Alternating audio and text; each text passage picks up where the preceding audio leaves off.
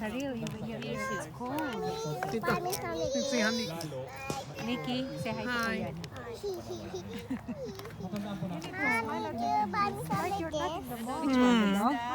Ate Nikki, you didn't take shower this morning, right? Oh my God, look at that. That's why she's not in the home. Cute, you know. Check. Look. Wow.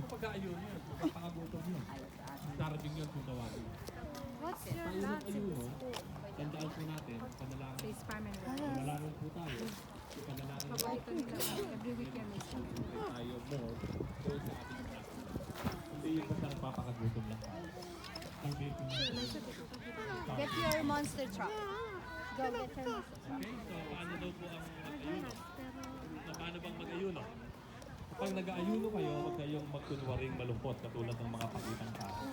Kapag pinasadya lang hindi na kayo ang sarili para sa pakitang tao. So sabi ko sa inyo, ang totoo, napanggap na nila ang kanilang gabi. Pangalit, pag-ayuno kayo, ayusin yung sarili. Upang hindi malaman ng iba na ayuno kayo. Maliban sa inyong amang makikita. Ang inyong amang makakakita sa ginagawa ninyo ng bibig, siyang gagawin pala. Kasi po yung pag-ayuno noong unang panahon, hindi na nakikita ay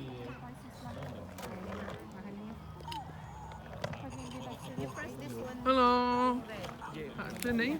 pero sabi na Come on, say hi. Hi. alakaroon po kasi. Kasi yung mag-ayuno, huwag nyo pakita. Galuan na lang. Ganito lang. May no-offers kami doon, pero nauubusan pag pumunta na. Nag-ayuno sa inyo. Tawagan mo.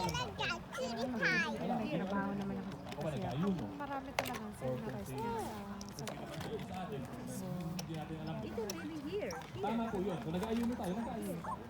Pero wala po natin. ilan ba na Ako yung sampu ang binibili. So, parang pangitang tao na. Galing mo naman, nag-ayuno ka. No, not like that. Nag-ayuno tayo.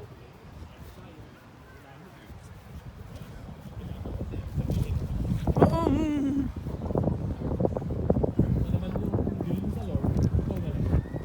No?